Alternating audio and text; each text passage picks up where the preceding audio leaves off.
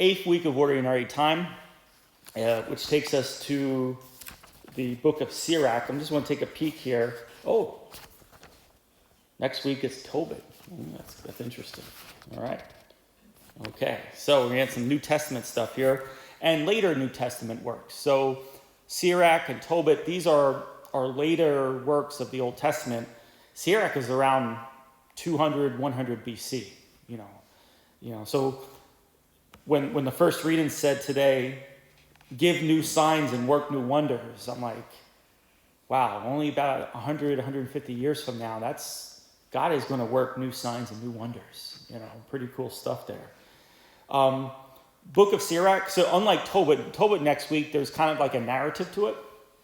Okay, Sirach is just really a collection of wisdom sayings. Okay. Around this time in Israel, there was an increased pressure of Hellenization. Okay, Hellenization is a fancy word for the Greek culture and the Greek way of life. That was being putting pressure on the people from both outside and within to Hellenize themselves. Okay, and so Sirach has these sayings, these teachings as a way of, no, let's focus back in on the one true God, the living God. And so it's a book that's very relevant for us today because has the world from outside and within the church. I wouldn't say it's Hellenization, but I would say it's a secularization.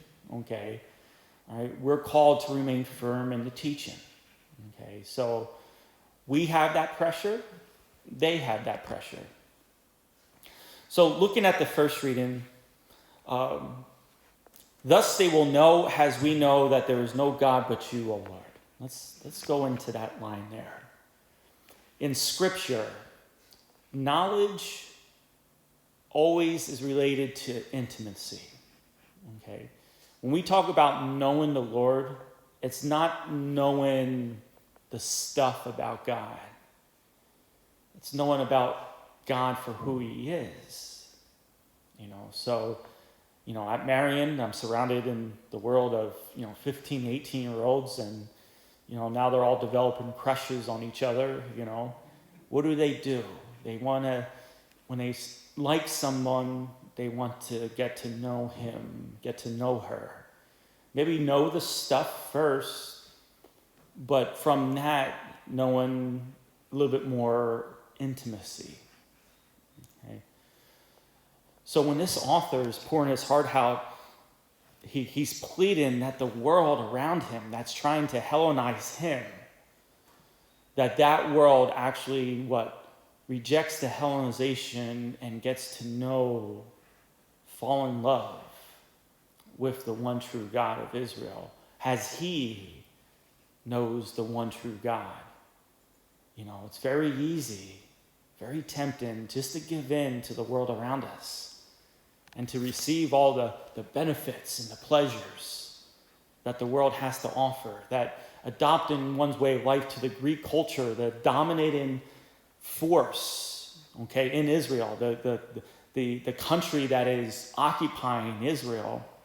Very easy to give it all up, give all the sacrifices up, and to be accepted and to receive the benefits of it. Very easy.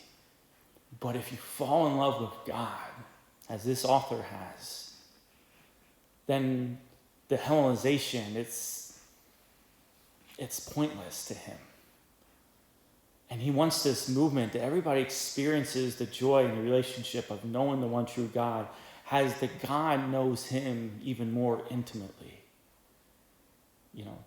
So I'll end with this.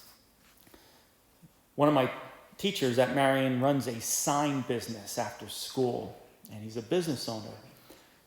And he says, when you hire people, you got to remember that no one's going to care about your business as much as the owner will. None of your employees will care about your business. And so too with God. In this intimate knowledge of us, we want to get to know God, but nobody's going to care about us more than God himself, even over ourselves. No one cares more about us than God himself.